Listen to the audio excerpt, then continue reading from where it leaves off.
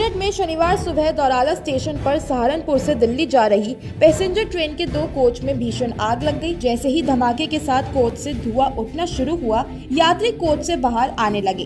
Railway के अधिकारियों के अनुसार प्रथम दृष्टया शॉर्ट सर्किट होने से कोच में आग लग गई। गनीमत रही कि ट्रेन दौराला स्टेशन पर खड़ी थी।